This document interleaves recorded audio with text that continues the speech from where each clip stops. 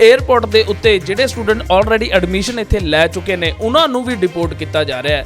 Airport ਦੇ ਉੱਤੇ ਜਿਹੜੇ ਛੁੱਟੀ ਮਨਾਉਣ ਗਏ ਘਰੇ ਸਟੂਡੈਂਟਸ ਨੇ ਉਹ ਜਦੋਂ ਵਾਪਸ ਆ ਰਹੇ ਨੇ ਉਹਨਾਂ ਨੂੰ ਵੀ ਡਿਪੋਰਟ ਕੀਤਾ ਜਾ ਰਿਹਾ ਹੈ। MRT ਤੇ ART 'ਚ ਫਰਕ ਕੀ ਆ? ਦੇਖੋ, ਸਮੀਖਿਆ ਜਿਹਨੂੰ ਆਪਾਂ ਕਹਿੰਦੇ ਰਿਵਿਊ, ਹਾਂਜੀ, ਇੱਕ ਰਿਵਿਊ ਪ੍ਰੋਸੈਸ ਆ। ਮੰਨ ਲਓ ਤੁਸੀਂ ਇੱਕ ਵੀਜ਼ਾ ਕੋਈ ਲਗਾਇਆ ਸੀਗਾ, ਤੁਹਾਡਾ ਫੇਲ ਹੋ ਗਿਆ, ਉਹ ਇਮੀਗ੍ਰੇਸ਼ਨ ਨੇ ਅਪਰੂਵ ਨਹੀਂ ਕੀਤਾ, ਤੁਸੀਂ ਉਹਦੇ ਖਿਲਾਫ ਵੀਜ਼ਾ ਆਫਿਸਰ ਨੇ ਜਿਹੜਾ ਤੁਹਾਡਾ ਉਹ ਰਿਫਿਊਜ਼ ਕਰਤਾ, ਤੁਸੀਂ ਉਹਦੇ ਬਾਰੇ ਅਪੀਲ ਕਰਨੀ ਆ। ਇਹਦਾ ਮਤਲਬ ਤੁਹਾਨੂੰ ਫਿਰ ਇਹ ਮਤਲਬ ਕਹਿ ਰਹੇ ਹੁੰਦੇ ਆ ਕਿ ਅਸੀਂ ਡਿਪਾਰਟਮੈਂਟ ਆਫ ਹੋਮ ਅਫੇਅਰਸ ਦੇ ਫੈਸਲੇ ਨੂੰ ਅਸੀਂ ਨਕਾਰ ਰਹੇ ਹਾਂ, ਤਾਂ ਤੁਹਾਨੂੰ ਕਿੱਥੇ ਜਾਣਾ ਪਏਗਾ? MRT ਜਾਣਾ ਪਏਗਾ, ਮਾਈਗ੍ਰੇਸ਼ਨ ਰਿਵਿਊ ਟਰਮੀਨਲ ਦੇ ਵਿੱਚ। ਅਖੀਰ ਦੇ ਵਿੱਚ ਉਹਨੂੰ 15 ਕੁ ਮਿੰਟ ਮਿਲਦੇ ਆ ਬੋਲਣ ਦੇ। ਜਿਹੜਾ ਵੀ ਉੱਥੇ ਮੁਖੀ ਹੋਏਗਾ ਉਸ ਟਰਮੀਨਲ ਦੇ ਵਿੱਚ, ਉਹ ਕਹੇਗਾ ਅੱਛਾ ਤੁਸੀਂ ਆਪਣਾ ਪੱਖ ਵੀ ਦੱਸੋ।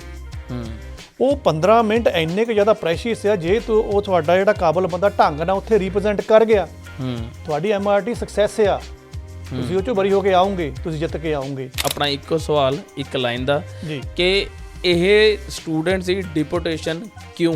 ਜੇ ਤੁਹਾਨੂੰ ਡਿਪੋਰਟ ਕਰਨ ਦੇ ਆਰਡਰ ਮਿਲਦੇ ਆ, ਇਹਦਾ ਮਤਲਬ ਤੁਹਾਨੂੰ ਲਿਖਤ ਇਮੀਗ੍ਰੇਸ਼ਨ ਤੋਂ ਕੁਝ ਆਏਗਾ, ਉਹਦੇ ਵਿੱਚ ਲਿਖਿਆ ਹੋਏਗਾ ਕਿ ਤੂੰ ਫਲਾਣਾ ਫਲਾਣਾ ਫਲਾਣਾ ਆਹ ਤੇਰੇ ਦੇ ਵਿੱਚ ਸਾਨੂੰ ਕਮੀਆਂ ਲੱਗੀਆਂ ਆ ਤੇ ਇਸ ਕਰਕੇ ਤੈਨੂੰ ਡਿਪੋਰਟ ਕਰ ਰਹੇ ਆ। ਇਹ ਸਾਨੂੰ ਮੰਨਣਾ ਪਊਗਾ ਕਿ ਸਟੂਡੈਂਟ ਜਦੋਂ ਕੰਮ ਦੁਆਲੇ ਜ਼ਿਆਦਾ ਹੋ ਜਾਂਦੇ ਆ, ਖਾਸ ਕਰਕੇ ਜਿਹੜੇ ਕਾਲਜਾਂ ਵਗੈਰਾ 'ਚ ਹੁੰਦੇ ਆ, ਚਲੋ ਯੂਨੀਵਰਸਿਟੀ ਵਾਲੇ ਵੀ ਕਹਿ ਸਕਦੇ ਆ, ਆਪਾਂ ਕਿਸੇ ਨੂੰ ਚੰਗਾ ਵੀ ਨਹੀਂ ਕਹਿੰਦੇ ਮਾੜਾ ਵੀ ਨਹੀਂ ਕਹਿੰਦੇ, ਉਹ ਉਹਨਾਂ ਨੂੰ ਹੁੰਦਾ ਵੀ ਉਹ ਕੰਮ ਕੁਮ ਖਿੱਚੀ ਜਾਓ ਯਾਰ, ਅਸਾਈਨਮੈਂਟਾਂ ਕਿੱਥੋਂ ਬਣੀਆਂ। ਅੱਜ ਕੱਲ੍ਹ ਟਰੈਂਡ ਅਲੱਗ ਵੀ ਕੀ ਚੱਲਦਾ, ਇੰਡੀਆ ਤੋਂ ਅਸਾਈਨਮੈਂਟਾਂ ਬਣ ਰਹੀਆਂ। ਹੁਣ ਮਸਲਾ ਕੀ ਹੈ, ਜਿਹੜੀ ਆਪਾਂ ਕਮਿਊਨੀਕੇਸ਼ਨ ਕਰਦੇ ਆ, ਕਈ ਵਾਰ ਆਪਾਂ ਨਾਰਮਲ ਕਰ ਦਿੰਦੇ ਆ ਮੈਸੇਜ, ਕਈ ਵਾਰ ਆਪਾਂ WhatsApp ਬਹੁਤ ਯੂਜ਼ ਕਰਦੇ ਆ, ਹਿਸਟਰੀ ਕਦੀ ਆਪਾਂ ਡਿਲੀਟ ਨਹੀਂ ਕਰਦੇ ਹੈਗੇ, ਉਹ 'ਚ ਲਿਖਿਆ ਹਾਂ ਵੀ ਮੇਰੀ ਅਸਾਈਨਮੈਂਟ ਹੋ ਗਈ ਰੈਡੀ, ਹਾਂ ਤੁਹਾਨੂੰ ਪੈਸੇ ਪਹੁੰਚ ਗਏ, ਹਾਂਜੀ ਭਾਜੀ ਪਹੁੰਚ ਗਏ ਆ, ਤੁਹਾਡੀ ਮੈਂ ਪਾ ਰਿਹਾ ਜੀ PDF, ਉਹ ਸਾਰੀਆਂ ਚੈੱਕ ਹੋ ਜਾਂਦੀਆਂ। ਅਗਲੇ ਕਹਿੰਦੇ ਤੂੰ ਪੜ੍ਹਦਾ ਇੱਥੇ, ਅਸਾਈਨਮੈਂਟਾਂ ਤੇਰੀਆਂ ਉੱਥੋਂ ਬਣ ਕੇ ਆਉਂਦੀਆਂ, ਭਾਈ ਤੂੰ ਤਾਂ ਪੜ੍ਹਨ ਦੇ ਕਾਬਲ ਹੀ ਹੈ ਨਹੀਂਗਾ। ਸਭ ਤੋਂ ਪਹਿਲੀ ਪ੍ਰੋਬਲਮ ਇਹ।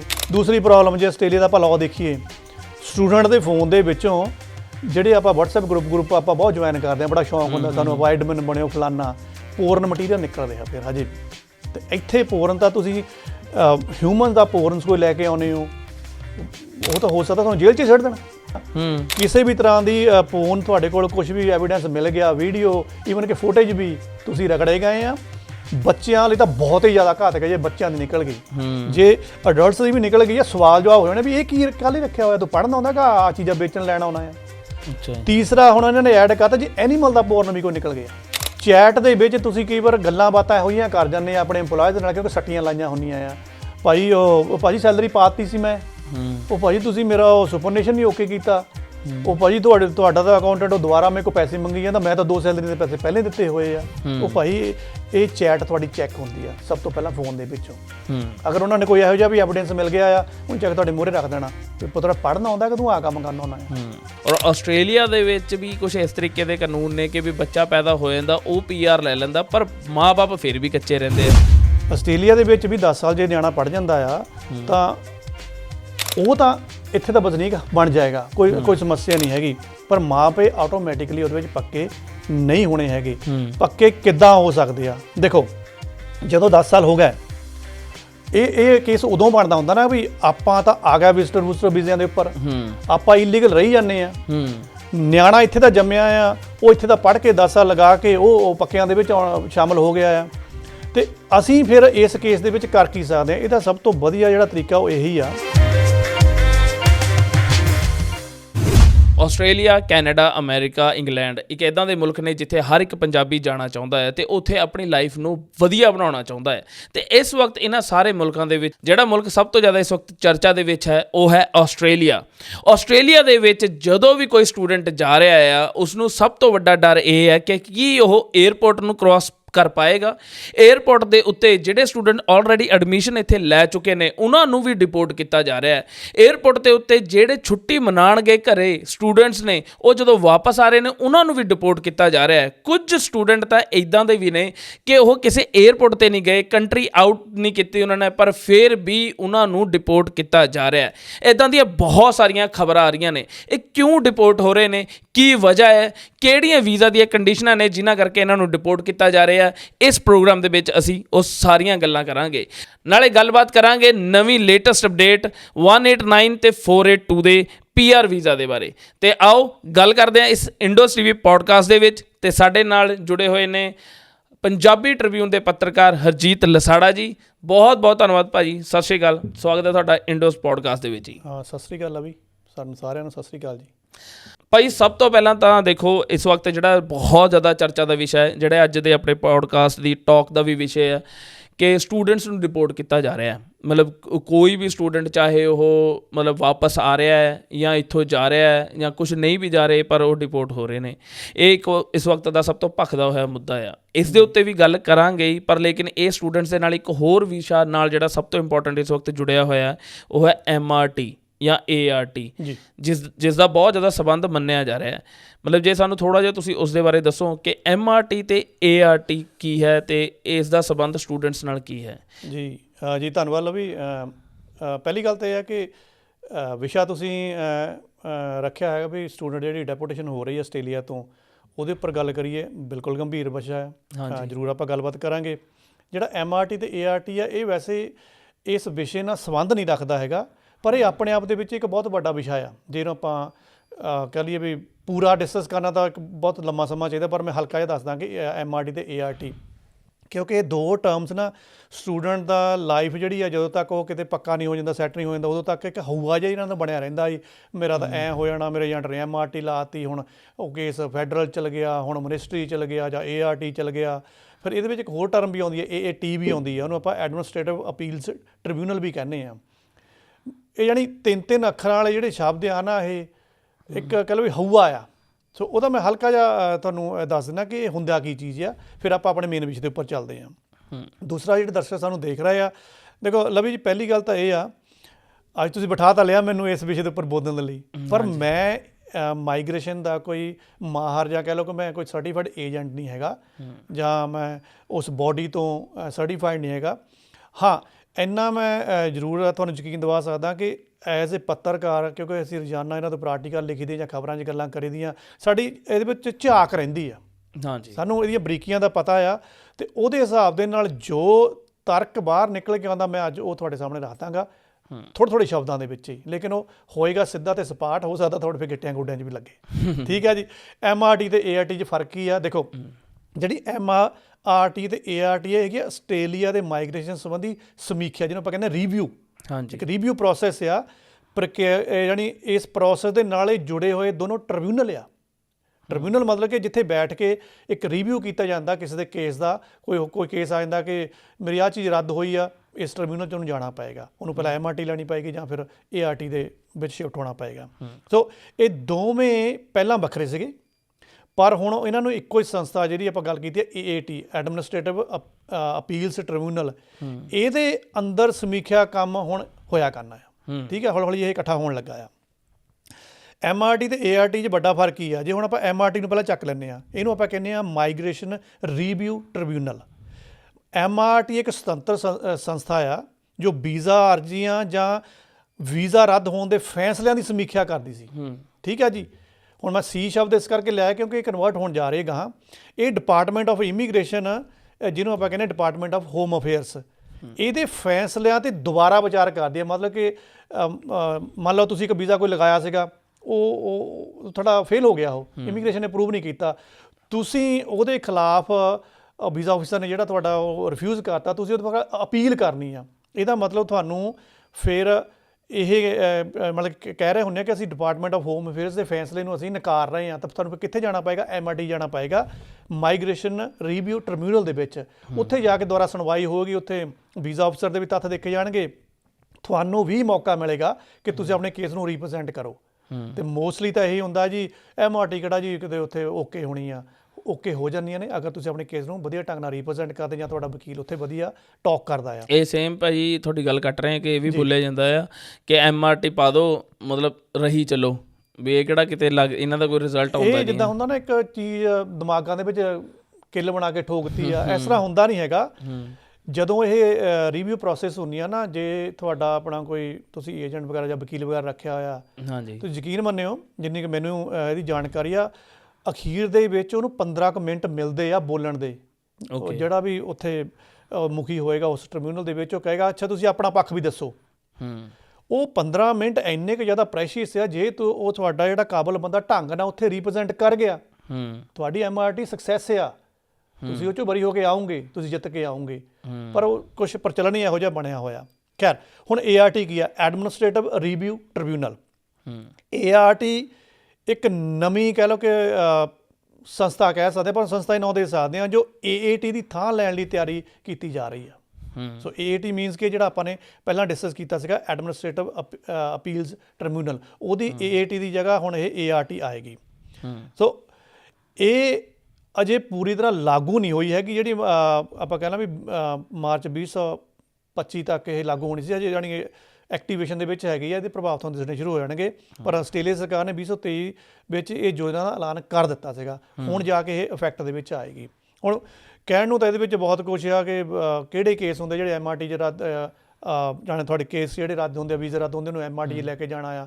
ਹੁੰਦਾ ਕੀ ਆ, MRT ਦੇ ਵਿੱਚ ਤੁਹਾਡੀ ਅਪੀਲ ਪੈਂਦੀ ਆ, ਜੇ ਤੁਹਾਡਾ ਉੱਥੇ ਵੀ ਨਿਟਵਾਰਾ ਨਹੀਂ ਹੁੰਦਾ ਤਾਂ ਤੁਸੀਂ ਫਿਰ ART ਦੇ ਵਿੱਚ ਉਹਨੂੰ ਮਿਨਿਸਟਰੀ ਦੇ ਫੈਡਰਲ ਤੋਂ ਮਿਨਿਸਟਰੀ ਦੇ ਵਿੱਚ ਲੈ ਕੇ ਜਾਂਦੇ ਆ। ਸੋ ਇਹ ਸਾਰੀ ਪ੍ਰੋਸੈਸ ਹੈ। ਵੈਸੇ ਤਾਂ ਬਹੁਤ ਲੰਮਾ ਚੌੜਾ ਸਿਸਟਮ ਹੈ, ਪਰ ਆਪਣਾ ਅੱਜ ਦਾ ਵਿਸ਼ਾ ਹੈਗਾ ਆ ਕਿ ਡਿਪੋਰਟੇਸ਼ਨ ਦਾ। ਹੁਣ ਆਪਾਂ ਉੱਥੇ ਆਉਂਦੇ, ਆਪਣਾ ਸਵਾਲ ਤੁਸੀਂ ਲੈ ਕੇ ਆਓ। ਮੈਂ ਇਹੀ ਗੱਲ ਸਭ ਤੋਂ ਪਹਿਲਾਂ ਆਪਣਾ ਇੱਕੋ ਸਵਾਲ, ਇੱਕ ਲਾਈਨ ਦਾ, ਕਿ ਇਹ ਸਟੂਡੈਂਟਸ ਦੀ ਡਿਪੋਰਟੇਸ਼ਨ ਕਿਉਂ, ਮਤਲਬ ਇਹ ਕਿਉਂ ਹੋ ਰਹੀ ਹੈ, ਮਤਲਬ ਕੀ ਕਾਰਨ ਨੇ ਇਸ ਦੇ? ਜੀ ਦੇਖੋ, ਜੇ ਤੁਹਾਨੂੰ ਡਿਪੋਰਟ ਕਰਨ ਦੇ ਆਰਡਰ ਮਿਲਦੇ ਆ, ਇਹਦਾ ਮਤਲਬ ਤੁਹਾਨੂੰ ਲਿਖਤ ਇਮੀਗ੍ਰੇਸ਼ਨ ਤੋਂ ਕੁਛ ਆਏਗਾ, ਉਹਦੇ ਵਿੱਚ ਲਿਖਿਆ ਹੋਏਗਾ ਕਿ ਤੂੰ ਫਲਾਣਾ ਫਲਾਣਾ ਫਲਾਣਾ ਆਹ ਤੇਰੇ ਦੇ ਵਿੱਚ ਸਾਨੂੰ ਕਮੀਆਂ ਲੱਗੀਆਂ ਆ ਤੇ ਇਸ ਕਰਕੇ ਤੈਨੂੰ ਡਿਪੋਰਟ ਕਰ ਰਹੇ ਆ।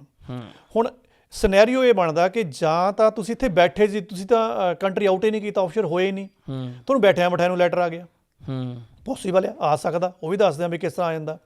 ਜਾਂ ਤੁਸੀਂ ਛੁੱਟੀਆਂ ਵਗੈਰਾ ਮਨਾਉਣ ਚੱਲੇ ਸੀਗੇ ਤੇ ਤੁਸੀਂ ਏਅਰਪੋਰਟ ਤੋਂ ਆਸਟ੍ਰੇਲੀਆ ਆਊਟ ਕਰਨ ਲੱਗੇ ਆ, ਉਹਨਾਂ ਨੇ ਤੁਹਾਡਾ ਹਿਸਾਬ ਕਿਤਾਬ ਲਾਇਆ, ਦੇਖਿਆ, ਕਹਿੰਦੇ ਵੀ ਤੂੰ ਹੁਣ ਮੁੜ ਕੇ ਨਹੀਂ ਆਉਣਾ ਭਾਈ, ਤੇਰੀ ਪੱਕੀ ਆ, ਜਾ ਤੇਰਾ ਤਾਂ ਹਿਸਾਬ ਕਿਤਾਬ ਆ, ਤੈਨੂੰ ਲੈਟਰ ਪੈ ਜਾਊਗਾ।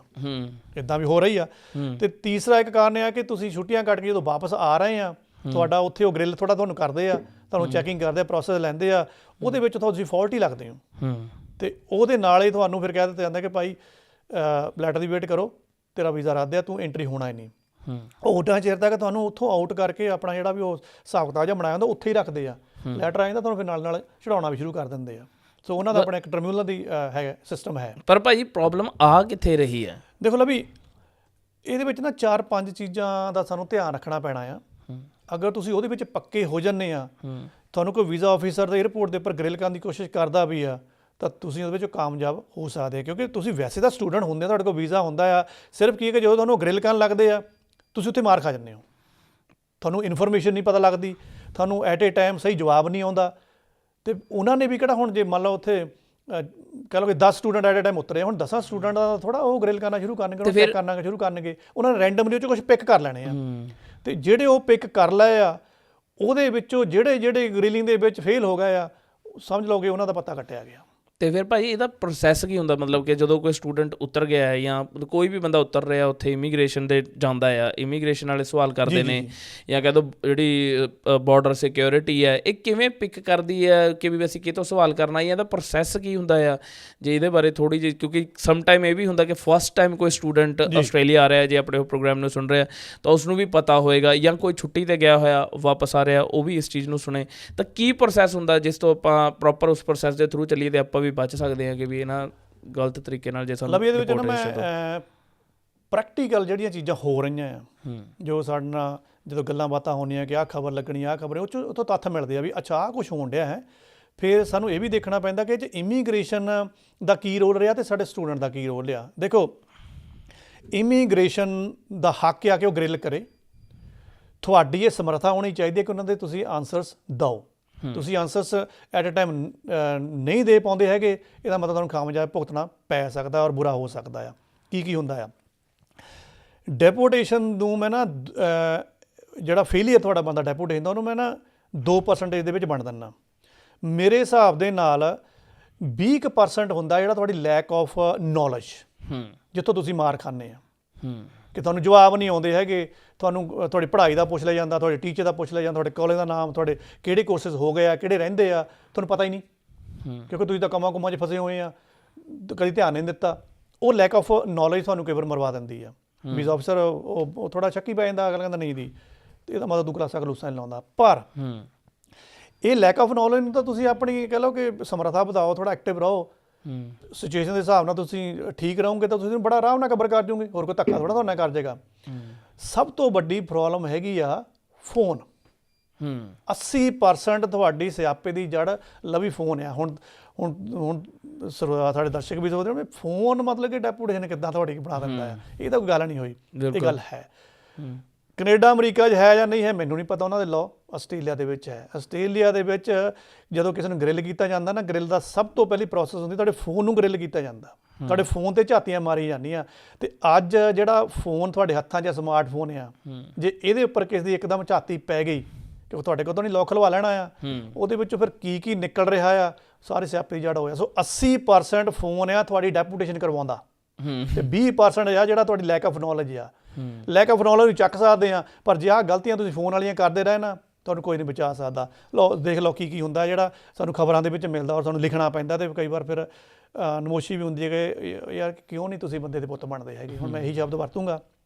ਸਭ ਤੋਂ ਪਹਿਲਾਂ ਇਹ ਸਾਨੂੰ ਮੰਨਣਾ ਪਊਗਾ ਕਿ ਸਟੂਡੈਂਟ ਜਦੋਂ ਕੰਮ ਦੁਆਲੇ ਜ਼ਿਆਦਾ ਹੋ ਜਾਂਦੇ ਆ, ਖਾਸ ਕਰਕੇ ਜਿਹੜੇ ਕਾਲਜਾਂ ਵਗੈਰਾ 'ਚ ਹੁੰਦੇ ਆ, ਚਲੋ ਯੂਨੀਵਰਸਿਟੀ ਵਾਲੇ ਵੀ ਕਹਿ ਸਕਦੇ ਆ, ਆਪਾਂ ਕਿਸੇ ਨੂੰ ਚੰਗਾ ਵੀ ਨਹੀਂ ਕਹਿੰਦੇ, ਮਾੜਾ ਵੀ ਨਹੀਂ ਕਹਿੰਦੇ, ਉਹ ਉਹਨਾਂ ਨੂੰ ਹੁੰਦਾ ਵੀ ਉਹ ਕੰਮ ਖਿੱਚੀ ਜਾਓ ਯਾਰ, ਅਸਾਈਨਮੈਂਟਾਂ ਕਿੱਥੋਂ ਬਣੀਆਂ। ਅੱਜ ਕੱਲ੍ਹ ਟਰੈਂਡ ਅਲੱਗ ਵੀ ਕੀ ਚੱਲਦਾ, ਇੰਡੀਆ ਤੋਂ ਅਸਾਈਨਮੈਂਟਾਂ ਬਣ ਰਹੀਆਂ।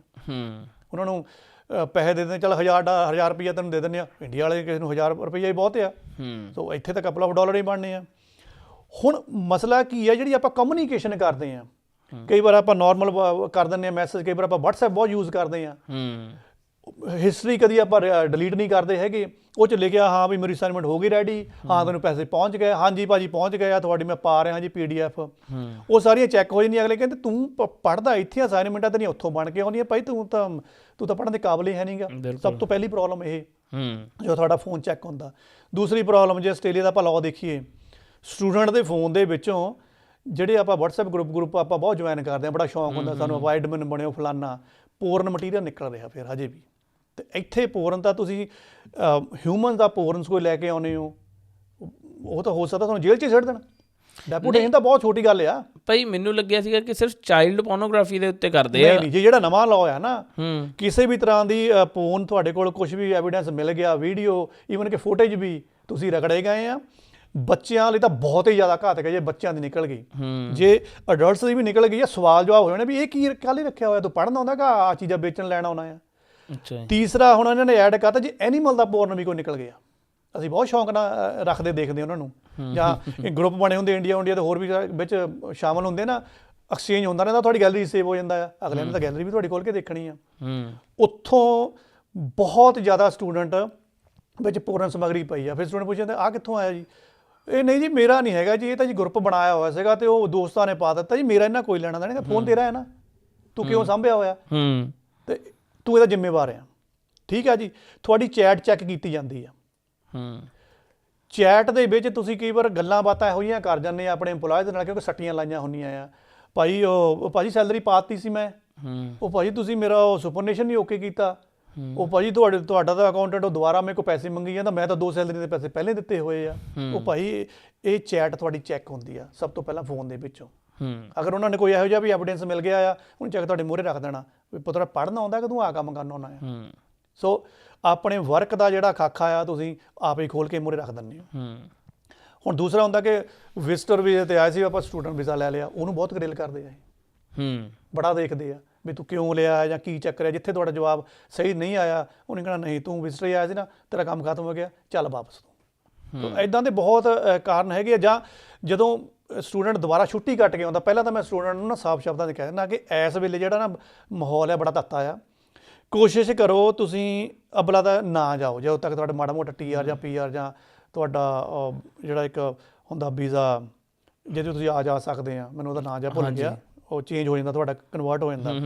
ਕੋਸ਼ਿਸ਼ ਕਰੋ ਕਿ ਤੁਸੀਂ ਨਾ ਐਵੇਂ ਆਪਣੇ ਵਤਨ ਨੂੰ ਨਾ ਭੱਜਿਆ ਕਰੋ। ਅੱਗੇ ਹੁੰਦਾ ਸੀਗਾ ਵੀ ਚਲੋ ਮਹੀਨਾ ਲਾਇਓ, 1.5 ਮਹੀਨਾ ਲਾਇਓ, ਜਾਣਾ ਆ ਬਿਲਕੁਲ ਸ਼ਾਰਟ 'ਤੇ ਜਾਓ ਔਰ ਵਾਪਸ ਆਓ, ਤਾਂ ਕਿ ਇਮੀਗ੍ਰੇਸ਼ਨ ਅਫਸਰ ਨੂੰ ਆਉਂਦੇ ਨੂੰ ਇਹ ਲੱਗੇ ਕਿ ਪੰਕਚੁਅਲ ਆ, ਵੀ ਪੜ੍ਹਨ ਵਾਲਾ ਸਟੂਡੈਂਟ ਲੱਗਦਾ ਆ। ਤੁਸੀਂ ਜਦੋਂ ਉੱਥੇ ਜ਼ਿਆਦਾ ਟਾਈਮ ਰਹਿ ਕੇ ਆਉਂਦੇ ਹੋ ਤਾਂ ਇਮੀਗ੍ਰੇਸ਼ਨ ਦੇ ਆਫਿਸਰ ਨੇ ਤੁਹਾਨੂੰ ਆ ਕੇ ਗ੍ਰਿਲ ਕਰਨਾ ਹੀ ਕਰਨਾ ਆ। ਉਹਨੇ ਪਹਿਲਾ ਸਵਾਲ ਇਹ ਕਰਨਾ, ਤੂੰ ਪੜ੍ਹਨਾ ਆ ਕਿ ਉੱਥੇ ਹੌਲੀਡੇ ਮਨਾਉਣ ਆਇਆ, 1.5 ਮਹੀਨਾ ਉੱਥੇ ਲਾ ਦਿੱਤਾ, ਕੀ ਸਮੱਸਿਆ ਸੀਗੀ ਐਡੀ? 35 ਸੱਟੇ ਉਹਨੇ ਤੁਹਾਨੂੰ ਇਹੋ ਜਿਹੇ ਸਵਾਲ ਪੁੱਛਣੇ, ਅੱਛਾ ਕਿਹੜੇ ਐਡਰੈਸ 'ਤੇ ਰਹਿਣਾ ਤੂੰ, ਕਾਲਜ ਦਾ ਐਡਰੈਸ ਕੀ ਆ, ਕਿੰਨੇ ਸਬਜੈਕਟ ਹੋ ਗਏ ਆ, ਕਿੰਨੇ ਸਬਜੈਕਟ ਨਹੀਂ ਹੋਏ ਹੈਗੇ, ਤੇਰੀ ਟੀਚਰ ਮੇਨ ਕੌਣ ਆ, ਉਹਦਾ ਨਾਂ ਕੀ ਆ, ਉਹਦਾ ਫੋਨ ਨੰਬਰ ਪਤਾ ਹੈ ਤੈਨੂੰ, ਤੇਰੇ ਕਲਾਸ 'ਚ ਸਟੂਡੈਂਟ ਕਿੰਨੇ ਆ, ਇੰਨੇ ਕੁਐਸਚਨ ਤੁਹਾਨੂੰ ਐਟ ਅ ਟਾਈਮ ਪੈਣਗੇ, ਤੁਸੀਂ ਉੱਥੇ ਮਾਰਕ ਆ ਜਾਣੀ ਆ। ਕਿਉਂਕਿ ਤੁਸੀਂ ਇਹਨੂੰ ਆਪਣੀ ਨੌਲੇਜ ਨੂੰ ਵਧਾ ਕੇ ਨਹੀਂ ਆਏ ਹੁੰਦੇ, ਕਿਉਂਕਿ ਤੁਸੀਂ ਹੌਲੀਡੇ ਮਨਾ ਕੇ ਆਏ ਹੁੰਦੇ ਆ। ਸੋ ਇਹ ਵੀ ਇੱਕ ਬੜਾ ਕੰਮ ਆ। ਪਲੱਸ ਹਾਂਜੀ ਬੋਲੋ ਭਾਈ। ਹੋਰ ਇਹ ਚੀਜ਼ਾਂ ਦੇਖਦੇ ਆ ਜਦੋਂ ਕਿਸੇ ਸਟੂਡੈਂਟ ਦੇ ਉੱਪਰ ਸ਼ੱਕ ਪੈਂਦੀ ਆ ਨਾ ਵੀ ਇਹ ਗੱਲਾਂ ਕਰਦਾ, ਨਾਲੇ ਅਗਲੇ ਕਿਉਂਕਿ ਇਹ ਰਿਕਾਰਡ ਸਾਰੇ ਇਹਨਾਂ ਦੇ 에ਅਰਪੋਰਟ ਦੇ ਨਾਲ ਵੀ ਅਟੈਚ ਆ, ਤੁਹਾਡਾ ATO, ਤੁਹਾਡਾ ਪੁਲਿਸ ਦਾ ਤੇ ਤੁਹਾਡਾ ਇਮੀਗ੍ਰੇਸ਼ਨ ਦਾ ਅਟੈਚ ਆ। ਨਾਲੇ ਅਗਲੇ ਕੰਪਿਊਟਰ ਹੱਥ ਮਾਰ ਕੇ ਦੇਖ ਲੈਂਦੇ ਆ ਵੀ ਅੱਛਾ ਹੌਲੀਡੇ ਲਈ ਗਿਆ ਸੀਗਾ, ਕਾਲਜ ਤਾਂ ਇਹਨੇ ਜਦੋਂ ਸਟਾਰਟ ਹੋਇਆ ਹੈ ਜਾਂ ਹੌਲੀਡੇ ਹੀ ਕਰੀ ਜਾਂਦਾ ਆ। ਨਾਲੇ ਕਨਫਰਮ ਕਰ ਲੈਂਦੇ ਕਾਲਜ ਤੋਂ ਵੀ ਹਾਂ ਵੀ ਉਹ ਤੁਹਾਡਾ ਸਟੂਡੈਂਟ ਗਿਆ ਸੀ, ਉਹ ਤਾਂ ਮੁੜ ਕੇ ਨਹੀਂ ਆਇਆ ਹੈਗਾ। ਉਹ ਅਗਲੇ ਮੂਹਰੇ ਕਹਿ ਦਿੰਦੇ ਆ ਕਿ ਉਹੀ ਤਾਂ ਜੀ ਪਹਿਲਾਂ ਵੀ ਕਲਾਸਾਂ ਨਹੀਂ ਲਾਉਂਦਾ ਹੈਗਾ, ਮਤਲਬ ਕਿ ਤੁਹਾਡਾ ਅਸਲਾ ਪਹਿਲਾਂ ਹੀ ਤਿਆਰ ਹੋ ਕੇ ਉੱਥੇ ਪਿਆ ਆ, ਤੁਹਾਡੇ ਸਿਰਫ ਚਪਕਾਉਣਾ ਹੀ ਉਹਨਾਂ ਨੇ ਮੂੰਹ ਦੇ ਉੱਪਰ।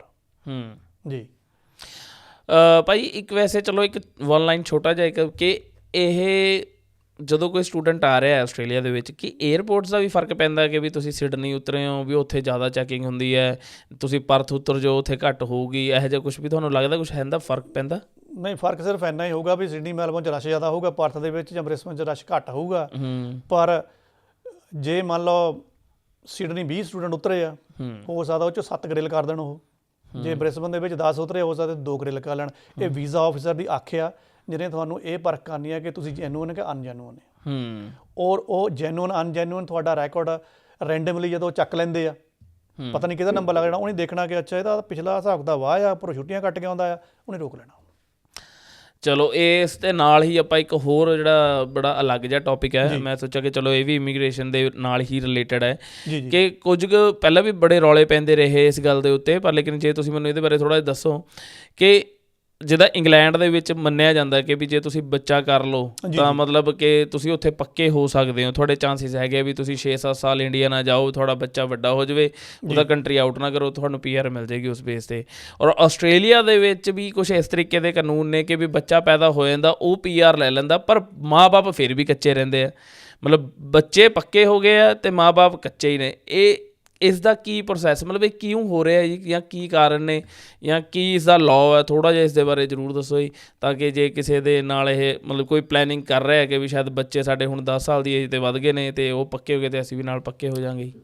ਲਵੀ, ਇਹ ਵਾਲਾ ਜਿਹੜਾ ਸਵਾਲ ਹੈ ਨਾ ਬਹੁਤਿਆਂ ਦਾ ਸਵਾਲ ਹੈ, ਕਿਉਂਕਿ ਬਹੁਤੇ ਪਰਿਵਾਰ ਇੱਦਾਂ ਫਸੇ ਵੀ ਹੋਏ ਆ।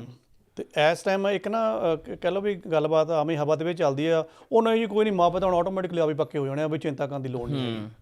ਅਸਲ ਦੇ ਵਿੱਚ ਇੱਦਾਂ ਨਹੀਂ ਹੈਗਾ। ਜਿਹੜਾ ਕੋਈ ਮਾਈਗ੍ਰੇਸ਼ਨ ਏਜੰਟ ਜਾਂ ਤੁਹਾਨੂੰ ਕੋਈ ਇਹੋ ਜਿਹੀ ਸਲਾਹ ਦਿੰਦਾ ਕੋਈ ਗੱਲ ਨਹੀਂ ਜੀ ਤੁਹਾਡਾ ਨਿਆਣਾ ਤਾਂ ਪੱਕਾ ਹੀ ਆ, ਕਿਉਂਕਿ 10 ਸਾਲ ਜਿਹੜਾ ਇੱਥੇ ਪੜ੍ਹ ਗਿਆ ਨਿਆਣਾ ਤਾਂ ਪੱਕਾ ਹੀ ਆ, ਹਾਂਜੀ, ਵੀ ਤੁਸੀਂ ਚਿੰਤਾ ਨਾ ਕਰੋ। ਅਸਲ ਜੋ ਇੰਗਲੈਂਡ ਦਾ ਰੂਲ ਆ, 10 ਸਾਲ ਜਦੋਂ ਤੁਹਾਡੇ ਨਿਆਣੇ ਨੂੰ ਹੋ ਗਏ ਆ, ਉਸ ਤੋਂ ਬਾਅਦ ਪੇਰੈਂਟਸ ਆਪਣੇ ਨਿਆਣੇ ਦੇ ਹਿਸਾਬ ਦੇ ਨਾਲ ਆਪਣੀ ਉਹ ਉੱਥੇ ਜੋ ਵੀ ਉਹਨੂੰ PR ਕਹਿੰਦੇ ਜਾਂ ਪੱਕਾ ਕਹਿੰਦੇ ਆ, ਉਹ ਵਾਲੀ ਫਾਈਲ ਲੱਗਦੀ ਤਾਂ ਪ੍ਰੂਫ ਹੋ ਜਾਂਦੀ ਆ। ਉਹਦੇ ਵਿੱਚ ਤੁਸੀਂ ਇਹ ਆ ਵੀ ਉਹਨਾਂ ਚਿਰ ਤੱਕ ਕੰਮ ਕੁਮ ਕਰਦੇ ਰਹੋ, ਟੈਕਸ ਟੂਕਸ ਦਿੰਦੇ ਰਹੋ। ਆਸਟ੍ਰੇਲੀਆ ਦੇ ਵਿੱਚ ਵੀ 10 ਸਾਲ ਜੇ ਨਿਆਣਾ ਪੜ੍ਹ ਜਾਂਦਾ ਆ ਤਾਂ ਉਹ ਤਾਂ ਇੱਥੇ ਤਾਂ ਵਸਨੀਕ ਬਣ ਜਾਏਗਾ, ਕੋਈ ਸਮੱਸਿਆ ਨਹੀਂ ਹੈਗੀ। ਪਰ ਮਾਂ ਪਿਓ ਆਟੋਮੈਟਿਕਲੀ ਉਹਦੇ ਵਿੱਚ ਪੱਕੇ ਨਹੀਂ ਹੋਣੇ ਹੈਗੇ। ਪੱਕੇ ਕਿੱਦਾਂ ਹੋ ਸਕਦੇ ਆ? ਦੇਖੋ, ਜਦੋਂ 10 ਸਾਲ ਹੋ ਗਏ, ਇਹ ਕੇਸ ਉਦੋਂ ਬਣਦਾ ਹੁੰਦਾ ਨਾ ਵੀ ਆਪਾਂ ਤਾਂ ਆ ਗਿਆ ਵਿਜ਼ਟਰ ਵੀਜ਼ਿਆਂ ਦੇ ਉੱਪਰ, ਆਪਾਂ ਇਲੀਗਲ ਰਹੀ ਜਾਂਦੇ ਆ। ਨਿਆਣਾ ਇੱਥੇ ਦਾ ਜੰਮਿਆ ਆ, ਉਹ ਇੱਥੇ ਦਾ ਪੜ੍ਹ ਕੇ 10 ਸਾਲ ਲਗਾ ਕੇ ਉਹ ਪੱਕਿਆਂ ਦੇ ਵਿੱਚ ਸ਼ਾਮਲ ਹੋ ਗਿਆ ਆ। ਅਤੇ ਅਸੀਂ ਫਿਰ ਇਸ ਕੇਸ ਦੇ ਵਿੱਚ ਕਰ ਕੀ ਸਕਦੇ ਹਾਂ? ਇਹਦਾ ਸਭ ਤੋਂ ਵਧੀਆ ਜਿਹੜਾ ਤਰੀਕਾ ਉਹ ਇਹੀ ਆ, ਪਹਿਲਾਂ ਤਾਂ ਆਪਣੇ ਮਨ ਨੂੰ ਇਹ ਸਮਝਾਓ ਕਿ ਆਟੋਮੈਟਿਕਲੀ ਕੁਛ ਨਹੀਂ ਹੋਣਾ ਹੈਗਾ, ਤੁਹਾਡੇ 'ਤੇ ਡੈਪੂਟੇਸ਼ਨ ਦਾ ਫਤਵਾ ਗਿਰ ਸਕਦਾ ਆ। ਫਿਰ ਕਰਨਾ ਕੀ ਚਾਹੀਦਾ ਆ? ਦੇਖੋ, ਅਸੀਂ ਅਪੀਲ ਪਾਉਣੀ ਹੁੰਦੀ ਆ ਐਜ਼ ਏ ਪੇਰੈਂਟਸ ਕਿ ਸਾਡਾ ਜਿਹੜਾ ਬੱਚਾ ਆ ਉਹ ਇੱਥੇ ਰਹਿੰਦਾ ਆ, ਉਹਨੂੰ ਹੁਣ ਇੱਥੇ ਰਹਿਣ ਦਿਓ। ਬੱਚੇ ਨੂੰ ਮਾਂ-ਬਾਪ ਦੀ ਲੋੜ ਆ, ਸੋ ਸਾਨੂੰ ਵੀ ਉਹਦੇ ਲਈ ਬਣਦਾ ਸਰਦਾ ਕੁਛ ਨਾ ਕੁਛ ਦਿਓ। ਉਹਦੇ ਵਿੱਚ ਪੇਰੈਂਟਸ ਵੀਜ਼ਾ 143 ਵੀ ਪੈ ਸਕਦਾ ਆ। ਇਹ ਹੁੰਦਾ ਆ ਸਕਿੱਲ ਵੀਜ਼ਾ, ਠੀਕ ਹੈ ਜੀ, ਇਹਦਾ ਆਪਾਂ ਧਿਆਨ ਰੱਖਣਾ ਆ। 186 ਵੀ ਹੈਗਾ, 482 ਵੀ ਹੈਗਾ ਆ, ਜਾਂ ਸਪੋਂਸਰਸ਼ਿਪ ਵੀ ਹੈਗਾ ਆ। ਸੋ ਜਾਂ ਕਈ ਹੁੰਦੇ ਆ ਜਿੱਦਾਂ ਟੂਰਿਸਟ ਵੀਜ਼ਾ ਆ, ਬਸ ਉਹ 'ਤੇ ਨੋ ਕੰਡੀਸ਼ਨ ਹੁੰਦੀ ਹੈ, ਚਲੋ ਕੰਮ ਕੁੰਮ ਵੀ ਕਰੀ ਜਾਓ। ਹੁਣ ਇਹਦੇ ਵਿੱਚ ਕਰਨਾ ਕੀ ਹੈ? ਜਿਹੜਾ ਕਿ ਸਿੱਧਾ ਫਾਰਮੂਲਾ ਆ, ਸਭ ਤੋਂ ਪਹਿਲਾਂ ਕੋਸ਼ਿਸ਼ ਕਰੋ ਕਿ ਤੁਸੀਂ ਅਪੀਲ ਪਾਓ, ਇਹ 'ਚ ਕੋਈ ਹਰਜ ਨਹੀਂ ਹੈਗਾ। ਔਰ ਮੈਂ ਤੁਹਾਨੂੰ ਇਹ ਕਹਿਣਾ ਵੀ ਜਿਹੜੀਆਂ ਇਹ ਅਪੀਲਾਂ ਆ, ਜੇ ਇਹਨੂੰ ਢੰਗ ਨਾਲ ਤੁਸੀਂ ਪਾਓ ਤਰੀਕੇ ਦੇ ਨਾਲ, ਤਾਂ 10 ਦੇ ਵਿੱਚੋਂ 9 ਕਾਮਯਾਬ ਹੋਣਗੀਆਂ। ਓਕੇ, ਪਰ ਇਹ ਪਾਉਣੀ ਪਏਗੀ। ਖਿਆਲ ਕੀ ਰੱਖਣਾ ਹੈ ਆਪਾਂ ਨੇ? ਖਿਆਲ ਤੁਸੀਂ ਇਹ ਰੱਖਣਾ ਆ ਕਿ ਜਦ ਤੁਹਾਨੂੰ ਪਤਾ ਹੈ ਕਿ ਸਾਡਾ ਬੱਚਾ ਪੱਕਾ ਹੋਣ ਦੇ ਹੁਣ ਕਾਬਲ ਹੋ ਗਿਆ ਹੈ, ਵੀ ਉਹਦੇ ਪੂਰੇ ਸਾਲ ਹੋ ਗਏ ਆ, ਤੁਸੀਂ ਸਭ ਤੋਂ ਪਹਿਲਾਂ ਤਾਂ ਆਪਣੇ ਬੱਚੇ ਦੀ ਪ੍ਰੋਫਾਈਲ ਉੱਥੇ ਵਧੀਆ ਸ਼ੋਅ ਕਰਨੀ ਹੈ। ਠੀਕ ਹੈ ਜੀ। ਦਸਤਾਵੇਜ਼ ਜਿਹੜੇ ਆਪਣੇ ਲਾਉਣੇ ਆ ਉਹਦੇ ਵਿੱਚ ਆਪਣੇ ਬੱਚੇ ਦੀ ਕਾਬਲੀਅਤ ਲਿਖੋ। ਕੋਸ਼ਿਸ਼ ਕਰੋ ਕਿ ਬੱਚੇ ਨੂੰ ਉਦਾਂ ਦਾ ਬਣਾਓ ਵੀ, ਕਿਉਂਕਿ ਉਹਨੂੰ ਚੈੱਕ ਤਾਂ ਕਰਨਾ ਹੀ ਆ। ਤੁਸੀਂ ਲਿਖ ਸਕਦੇ ਹੋ ਪੜ੍ਹਾਈ ਦੇ ਵਿੱਚ ਬਹੁਤ ਵਧੀਆ ਆ, ਸਪੋਰਟਸ ਦਾ ਖਿਡਾਰੀ ਬਹੁਤ ਵਧੀਆ ਆ ਉਹ, ਜਾਂ ਉਹ ਤਾਂ ਜੀ ਕਮਿਊਨਿਟੀ ਵਰਕ ਦੇ ਵਿੱਚ ਬਹੁਤ ਰੱਖਦਾ ਆ, ਵਲੰਟੀਅਰ ਕੰਮ ਕਰਦਾ ਆ, ਜਾਂ ਉਹਦੇ ਤਾਂ ਅਚੀਵਮੈਂਟਾਂ ਹੀ ਬਹੁਤ ਆ ਜੀ, ਉਹਦਾ ਫਲਾਨਾ ਰੈਕੋਰਡ ਆ ਜਾਂ ਫਲਾਨਾ ਰੈਕੋਰਡ ਆ। ਹੁਣ ਇਹਦੇ ਨਾਲ ਤੁਸੀਂ ਕੀ ਕਰਨਾ ਆ, ਜਿਹੜਾ ਆਪਣਾ ਆ, ਤੁਸੀਂ ਨਾ ਜਦੋਂ ਤੱਕ ਬੱਚਾ ਉਸ ਸਟੇਜ 'ਤੇ ਪਹੁੰਚਣ ਲੱਗਾ ਆ ਵੀ 10 ਸਾਲ ਦਾ ਹੋ ਗਿਆ, ਤਾਂ ਉਸ ਤੋਂ ਬਾਅਦ ਇਹ ਆਪਾਂ ਅਪੀਲ ਪਾ ਸਕਦੇ ਹਾਂ। ਤੁਸੀਂ ਉਸ ਸਮੇਂ ਤੱਕ ਕੋਸ਼ਿਸ਼ ਕਰੋ ਕਿ ਆਪਣੇ ਆਪ ਨੂੰ ਸਕਿਲਡ ਕੈਟਾਗਰੀ ਦੇ ਵਿੱਚ ਲਿਆਓ। ਠੀਕ ਆ। ਤੁਸੀਂ ਨਾਲ ਇਹ ਲਿਖੋ ਕਿ ਦੇਖੋ ਜੀ ਉਨਾ ਚਿਰ ਦੇ ਵਿੱਚ ਨਾ ਮੈਂ, ਹੁਣ ਮੰਨ ਲਾ ਤੁਸੀਂ ਟੈਕਸੀ ਕੱਲੀ ਚਲਾਈ ਗਏ ਜਾਂ ਉਬਰਾਂ ਚਲਾਈ ਗਏ ਆ ਜਾਂ ਉਬਰ ਈਟਾਂ ਕਰੀ ਗਏ ਆ, ਉਹ ਸਕਿੱਲ ਕੈਟਾਗਰੀ 'ਚ ਨਹੀਂ ਆਉਂਦਾ। ਹਾਂਜੀ। ਤੁਸੀਂ ਕੋਈ ਪਿਛਲੇ 3-4 ਸਾਲ ਦੇ ਵਿੱਚ ਇਹ ਚੀਜ਼ ਡਿਵੈਲਪ ਕਰਤੀ, ਸਰਟੀਫਿਕੇਸ਼ਨ ਬਣਾ ਲਈ ਜਾਂ ਐਕਸਪੀਰੀਅੰਸ ਗੇਨ ਕਰ ਲਿਆ। ਮੋਸਟਲੀ ਤਾਂ ਐਕਸਪੀਰੀਅੰਸ ਹੀ ਆ, ਕਿਸੇ ਕੋਲ ਲਿਖਾ ਲਿਆ ਕਿ ਦੇਖੋ ਜੀ ਮੈਂ ਤਾਂ ਸ਼ੈਫ ਬਣ ਗਿਆ ਜੀ, ਮੈਂ ਤਾਂ ਬਹੁਤ ਵੱਡਾ ਕੋਈ ਕੰਪਨੀ ਹੈ ਜਾਂ ਕਲੀਨਿੰਗ ਆ, ਮੇਰੇ ਥੱਲੇ ਤਾਂ ਇੰਪਲਾਈ ਕੰਮ ਕਰਦੇ, ਮੇਰੇ ਕੋਲ ਤਾਂ ਸਕਿੱਲ ਹੈਗੀ ਆ, ਜਾਂ ਮੈਂ ਮਕੈਨਿਕ ਆ, ਜਾਂ ਮੈਂ ਮੋਟਰ ਮਕੈਨਿਕ ਬਣ ਗਿਆ, ਡੀਜ਼ਲ ਮਕੈਨਿਕ ਬਣ ਗਿਆ। ਤੁਸੀਂ ਬਸ ਇਹ ਕੋਸ਼ਿਸ਼ ਕਰੋ ਕਿ ਆਪਣੇ ਆਪ ਨੂੰ ਕਿਸੇ ਸਕਿਲਡ ਕੈਟਾਗਰੀ ਦੇ ਵਿੱਚ ਐਕਸਪੀਰੀਅੰਸ ਲੈ ਲਓ ਔਰ ਉਹ ਸ਼ੋਅ ਕਰ ਦਿਓ ਨਾਲ। ਵੀਜ਼ਾ ਅਫਸਰ ਤੁਹਾਨੂੰ 99% ਵੀਜ਼ਾ ਗ੍ਰਾਂਟ ਕਰੇਗਾ ਹੀ ਕਰੇਗਾ, ਇਹ ਗਰੰਟੀ ਹੈ। ਤੁਸੀਂ ਅਨਸਕਿਲਡ ਹੋ ਔਰ ਫਿਰ ਅਪੀਲ ਲਾਉਣੇ ਹੋ, ਮੁਸ਼ਕਿਲ ਆਏਗੀ ਤੁਹਾਨੂੰ, ਤੇ ਤੁਸੀਂ ਕਿਸੇ ਪ੍ਰੋਫੈਸ਼ਨ 'ਚ ਨਹੀਂ ਹੈਗੇ। ਇਹ ਤਾਂ ਹੋਇਆ ਤਰੀਕਾ ਮਾਂ-ਬਾਪ ਦਾ PR ਹੋਣ ਦਾ ਜੀ। ਤੇ ਉਸ ਤੋਂ ਬਾਅਦ ਭਾਈ ਇੱਕ ਬੜਾ ਮਤਲਬ ਕਿ ਕਹਿ ਦਿਓ ਇਹ ਵੀ ਬੜਾ ਮੰਨਿਆ ਜਾ ਰਿਹਾ ਕਿ ਬਹੁਤ ਚਰਚਾ ਦੇ ਵਿੱਚ ਆਇਆ ਹੋਇਆ ਆ ਕਿ 3 ਮਹੀਨੇ ਦੱਬ ਕੇ ਕੰਮ ਕਰੋ ਤੇ ਤੁਸੀਂ PR ਲੈ ਲਓ ਜੀ। ਇਹ 3 ਮਹੀਨੇ ਕਿੱਥੇ ਦੱਬ ਕੇ ਕੰਮ ਕਰਨਾ ਹੈ ਤੇ ਕਿੱਥੋਂ ਵੀਜ਼ਾ ਮਿਲੇਗਾ ਤੇ PR ਕਿਵੇਂ ਹੋ ਸਕਦੇ ਆ, ਇਸ ਦੇ ਬਾਰੇ ਵੀ ਦੱਸੋ, ਇਸ ਦੇ ਬਾਰੇ ਵੀ ਗੱਲਬਾਤ ਹੋਣੀ ਜ਼ਰੂਰੀ ਹੈ। ਹਾਂਜੀ ਬਿਲਕੁਲ ਲਵੀ ਜੀ, ਇਹ ਵੈਸੇ ਕੋਈ ਮਜ਼ਾਕ ਵਾਲੀ ਗੱਲ ਨਹੀਂ ਹੈਗੀ ਵੀ 3 ਮਹੀਨੇ ਦੱਬ ਕੇ ਕੰਮ ਕਰ ਦਿਓ ਤੇ PR ਲੈ ਲਓ, ਪਰ ਇਹ ਮਤਲਬ ਕਿ ਉੱਦਾਂ ਹੀ ਓਪਨ ਨਹੀਂ ਪਈ ਹੈਗੀ। ਇਹਦੇ ਲਈ ਤੁਹਾਨੂੰ ਥੋੜ੍ਹਾ ਇਮੀਗ੍ਰੇਸ਼ਨ ਦੇ ਹਿਸਾਬ ਦੇ ਨਾਲ ਦੇਖਣਾ ਪਏਗਾ ਔਰ ਇਲਾਕਾ ਦੇਖਣਾ ਪਏਗਾ। ਇਹਦੇ ਲਈ ਉੱਤਰ ਮੇਰਾ ਹਾਂ 'ਚ ਹਾਂ, ਇੱਦਾਂ ਹੋ ਸਕਦੀ ਹੈ। ਇਹਦੇ ਲਈ ਤੁਹਾਨੂੰ ਤਸਮਾਨੀਆ ਜਾਣਾ ਪੈਣਾ। ਓਕੇ। ਹਾਂਜੀ। ਹੋਰ ਤੁਸੀਂ ਆਲੇ ਦੁਆਲੇ ਘੁੰਮਦੇ ਫਿਰੋਗੇ, ਉੱਥੇ ਉਹ ਗੱਲ ਨਹੀਂ ਬਣਨੀ। ਤਸਮਾਨੀਆ ਦੇ ਵਿੱਚ ਜਾਓ। ਹਾਂਜੀ। ਉੱਥੇ ਹੀ ਤੁਸੀਂ ਮੈਂ ਇੱਕ ਕਾਮਨ ਲਿਸਟ ਤੁਹਾਨੂੰ ਦੱਸ ਦਿੰਦਾ, ਜਿੱਦਾਂ ਤੁਸੀਂ ਐਜੂਕੇਸ਼ਨ ਦੇ ਫੀਲਡ 'ਚ ਆ, ਤੁਸੀਂ ਹੈਲਥ ਦੇ ਫੀਲਡ 'ਚ ਆ, ਸੋਸ਼ਲ ਵੈਲਫੇਅਰ ਵਰਕ ਦੇ ਵਿੱਚ ਆ, ਜਾਂ ਤੁਸੀਂ ICT ਦੇ ਵਿੱਚ ਆ, ਜਾਂ ਤੁਸੀਂ ਅਰਲੀ ਚਾਈਲਡਹੁੱਡ ਦੇ ਵਿੱਚ ਆ। ਜੇ ਹੋਰ ਵੀ ਹੋ ਸਕਦੀ, ਲੰਮੀ ਲਿਸਟ ਹੋ ਸਕਦੀ ਆ। ਜੇ ਤੁਸੀਂ ਇਹਨਾਂ ਦੇ ਵਿੱਚ ਪੜ੍ਹਾਈ ਕਰਦੇ ਹੋ, ਠੀਕ ਹੈ ਜੀ, ਫਿਰ ਤੁਹਾਡੇ ਚਾਂਸਿਸ ਹੈਗੇ ਆ ਕਿ ਤੁਸੀਂ ਤਸਮਾਨੀਆ ਦੇ ਵਿੱਚ 3 ਮਹੀਨੇ ਫਿਰ ਕੰਮ ਕਰੋ। ਔਰ ਉੱਥੇ ਦੇ ਰੂਲ ਐਂਡ ਰੈਗੂਲੇਸ਼ਨ ਦੇ ਹਿਸਾਬ ਦੇ ਨਾਲ ਗੌਰਮੈਂਟ ਤੋਂ ਤੁਹਾਨੂੰ ਇੰਟਰਨੈਟ ਦੇ ਉੱਪਰ ਵੀਜ਼ਾ ਗ੍ਰਾਂਟ ਹੋ ਜਾਏਗਾ, ਇਨਵੀਟੇਸ਼ਨ ਆ ਜਾਏਗਾ ਕਿ ਅਸੀਂ ਤੁਹਾਨੂੰ ਅਪਰੂਵ ਕੀਤਾ ਹੈ। ਇਹ ਆਫਟਰ ਸਟੱਡੀ ਜਾ ਕੇ 3 ਮਹੀਨੇ ਕੰਮ ਕਰਨਾ ਪੈਣਾ ਹੈ। ਹਾਂਜੀ। ਓਕੇ। ਕਿਉਂਕਿ ਉਹ ਜਿਹੜੀ ਤੁਹਾਨੂੰ ਮੈਂ ਕੈਟਾਗਰੀਆਂ ਦੱਸੀਆਂ ਆ, ਇਹ ਪੜ੍ਹਾਈ ਦੇ ਉਹ ਫੀਲਡ ਆ। ਹਾਂਜੀ। ਅਤੇ ਇਹਦੇ ਵਿੱਚ ਤੁਹਾਨੂੰ ਫਿਰ ਉੱਥੇ 3 ਮਹੀਨੇ ਕੰਮ ਕਰਨਾ ਪਏਗਾ। ਅਤੇ ਫਿਰ ਤੁਹਾਨੂੰ ਇੱਕ ਤਾਂ ਹੁੰਦਾ ਨਾ ਵੀ ਆਪਾਂ ਇੱਕ ਪੂਰੀ ਪ੍ਰੋਸੈਸ ਕਰਦੇ ਹਾਂ, ਫਿਰ ਤੁਹਾਨੂੰ ਲੱਗਦਾ ਕਿ ਮੇਰੀ PR ਲਈ ਮੈਂ ਐਲੀਜੀਬਲ ਹੋਇਆ ਆ। ਇਹ ਫਿਰ ਤਸਮਾਨੀ ਵਾਲਾ ਕੇਸ ਇਹੋ ਜਿਹਾ, ਜੇ ਤੁਸੀਂ ਨਾ ਫੀਲਡਾਂ 'ਚ ਕੰਮ ਕਰਦੇ ਆ ਤਾਂ ਗੌਰਮੈਂਟ ਤੋਂ ਪਹਿਲਾਂ ਹੀ ਤੁਹਾਨੂੰ ਇੰਟਰਨੈਟ ਥਰੂ ਨਾ ਉਹ ਗ੍ਰਾਂਟ ਕਰ ਦਿੰਦੇ ਆ ਓਕੇ PR ਦੇ ਲਈ। ਇਹਨੂੰ ਬਣ ਕੇ ਤੁਹਾਨੂੰ 100% ਇਨਵੀਟੇਸ਼ਨ ਆ ਹੀ ਜਾਂਦਾ ਹੈ। ਪਰ ਉਹਦੇ ਲਈ ਬਸ ਇੰਨਾ ਕੁ ਕੋਸ਼ਿਸ਼ ਕਰੋ ਕਿ ਆਪਣੇ ਆਪ ਨੂੰ ਅਪਡੇਟ ਰੱਖਣਾ ਆ। ਕੋਈ ਵੀਜ਼ਾ ਲਿਸਟ ਅਪਡੇਟ ਹੁੰਦੀ ਆ, ਪਹਿਲਾਂ ਹੀ ਉਹਨੂੰ ਕੋਈ ਕਰ ਲਓ। ਤੁਹਾਡੀ ਜੇ ਉਮਰ ਵੱਧ ਰਹੀ ਆ, ਉਹਦੇ ਇਕੁਇਲੈਂਟ ਕੁਛ ਨਾ ਕੁਛ ਹੋਰ ਚੀਜ਼ ਕਰਕੇ ਉਹਦਾ ਨੰਬਰ ਸੈੱਟ ਕਰ ਲਓ।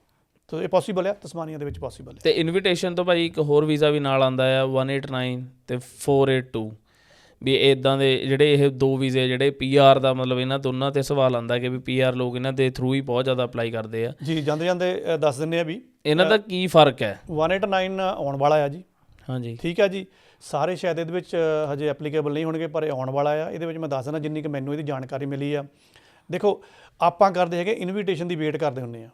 ਠੀਕ ਹੈ ਵੀ ਸਾਨੂੰ ਅਪਰੂਵਲ ਆਊਗਾ। ਇਹ 189 ਦੇ ਵਿੱਚ ਕੀ ਆ, ਤੁਸੀਂ ਇਨਵੀਟੇਸ਼ਨ ਦੀ ਜੇ ਵੇਟ ਕਰ ਰਹੇ ਹੋ, ਸਿਰਫ ਅਵੇਸਲੇ ਹੋ ਕੇ ਵੇਟ ਨਾ ਕਰੋ। ਜਿੰਨਾ ਉਹ ਸਮਾਂ ਤੁਹਾਨੂੰ ਦਿੱਤਾ ਹੋਇਆ ਉਹਦੇ ਵਿੱਚ ਨਾ ਆਪਣੇ ਪਹਿਲਾਂ ਤਾਂ ਪੁਆਇੰਟ ਸਿਸਟਮ ਚੈੱਕ ਕਰਦੇ ਰਹੋ, ਜਿਹੜਾ ਮੈਂ ਪਹਿਲਾਂ ਬੋਲ ਕੇ ਹਟਿਆ ਸੀਗਾ ਕਿ ਮੈਨੂੰ ਕਿਹੜੀਆਂ ਹੋਰ ਚੀਜ਼ਾਂ ਦੀ ਲੋੜ ਹੈ ਕਿ ਮੇਰਾ ਪੁਆਇੰਟ ਸਿਸਟਮ ਜਿਹੜਾ ਨਾ ਓਕੇ ਰਵੇ। ਜੇ ਕੋਈ ਉੱਪਰ ਥੱਲੇ ਹੁੰਦਾ ਤੁਹਾਨੂੰ ਮੈਂ ਇਕੁਇਲੈਂਟ ਕਰਦਾ ਚੱਲ ਜਾਵਾਂ। ਉਹਨਾਂ ਸ਼ਰਤਾਂ ਨੂੰ ਸਾਰੇ ਨੂੰ ਪੂਰੀਆਂ ਕਰਦੇ ਚੱਲ ਰਹੋ। ਉਹ ਤੋਂ ਬਾਅਦ ਜੇ ਤੁਸੀਂ ਸ਼ਰਤਾਂ ਪੂਰੀਆਂ ਕਰਦੇ ਨਾਲ ਅਪਡੇਟ ਕਰ ਦਿੰਦੇ ਆ ਤਾਂ ਇਨਵੀਟੇਸ਼ਨ ਆਵੇਗਾ ਹੀ ਆਵੇਗਾ ਔਰ ਤੁਹਾਡਾ ਕੰਮ ਓਕੇ ਹੋਏਗਾ ਹੀ ਹੋਏਗਾ। ਕਿਉਂਕਿ ਥਰੂ ਜਿਹੜੀ ਪਹਿਲਾਂ ਆਪਾਂ ਗੱਲ ਕੀਤੀ ਨਾ ਉਹੀ ਤਸਮਾਨੀ ਵਾਲਾ ਸੀਨ ਆ ਵੀ ਉਹ ਗਵਰਨਮੈਂਟ ਤੋਂ ਥਰੂ ਇੰਟਰਨੈਟ ਇਹ ਤੁਹਾਨੂੰ ਇਨਵੀਟੇਸ਼ਨ ਆਪਣੇ ਆਪ ਆਉਂਦਾ ਵੀ you are eligible, you are okay. So ਇਹ ਹੁੰਦਾ ਵੀ ਇਹਨੂੰ ਜਿੱਦਾਂ ਕਹ ਲਓ ਵੀ ਹਰ 6 ਮਹੀਨੇ ਬਾਅਦ ਆਪਣਾ ਇੱਕ ਨਾ ਕ੍ਰਾਈਟੀਰੀਆ ਬਣਾ ਕੇ ਰੱਖੋ ਕਿ ਮੈਂ ਉਹਦੇ ਵਿੱਚ ਉਹ ਚੈੱਕ ਕਰਨਾ ਹੈ ਕਿ ਮੈਂ ਉਸ ਚੀਜ਼ ਲਈ ਪੂਰਾ ਉਤਰਿਆ ਕਿ ਨਹੀਂ ਉਤਰਿਆ। ਆਪਾਂ ਮਾਰ ਪਤਾ ਕਿੱਥੋਂ ਖਾ ਜਾਂਦੇ ਹਾਂ, ਆਪਾਂ ਜਦੋਂ ਇਹ ਕਹਿ ਦਿੰਦੇ ਹਾਂ ਯਾਰ ਮੇਰਾ ਨਹੀਂ ਕੁਛ ਵੀ ਹਿਸਾਬ ਕਿਤਾਬ ਬਣਿਆ, ਮੈਨੂੰ ਨਹੀਂ ਆਇਆ, ਮੇਰੇ ਨਾਲ ਦੇ ਨੂੰ ਆ ਗਿਆ।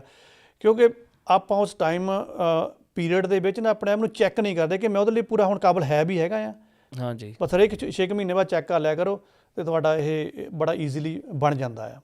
ਅਤੇ ਇੱਕ ਜਿਹੜਾ ਗੱਲ ਕੀਤੀ ਸੀ 482 ਵੀਜ਼ਾ ਦੀ, ਉਹਦੀ ਮੈਂ ਤੁਹਾਨੂੰ ਅਪਡੇਟ ਦੱਸ ਦਾਂਗਾ। ਦੇਖੋ ਇਹ ਨਰਸਿੰਗ ਦੇ ਵਿੱਚ ਅਤੇ ਮੋਟਰ ਮਕੈਨਿਕ ਦੇ ਵਿੱਚ।